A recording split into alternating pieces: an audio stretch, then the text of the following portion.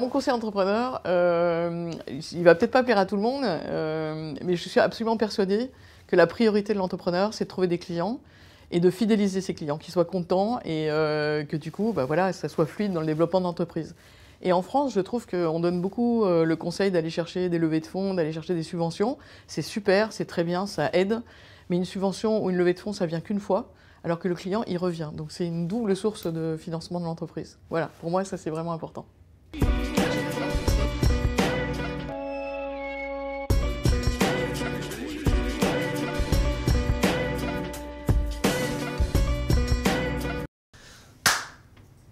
Rondol, en fait, c'est une société qui utilise un procédé qui est assez classique, qui s'appelle le procédé d'extrusion.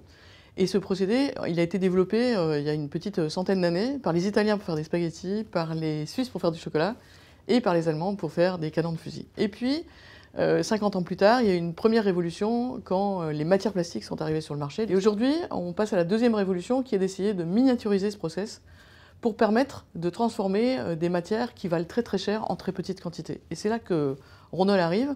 Et nous nous sommes dit, il y a 5, 6, 7, 8 ans, on s'est dit qu'on était capable de miniaturiser nos machines et ces machines-là, de les rendre en plus compatibles avec des standards de machines d'industrie aval extrêmement complexes comme la pharmacie. Et on a mis 8 ans pour le faire.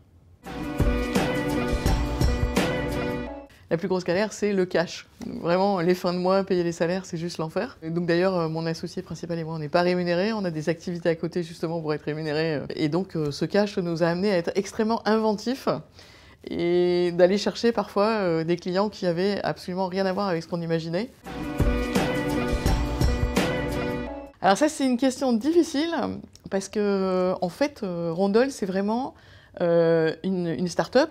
Mais c'est une start-up qui n'est pas dans un domaine classique. Donc c'est une start-up qui est dans un domaine qui n'est pas digital. Et donc on est un petit peu à la frontière de deux domaines qui sont l'industrie lourde, qui m'a énormément influencé et qui a été le parcours de quand même des 25 premières années de ma carrière.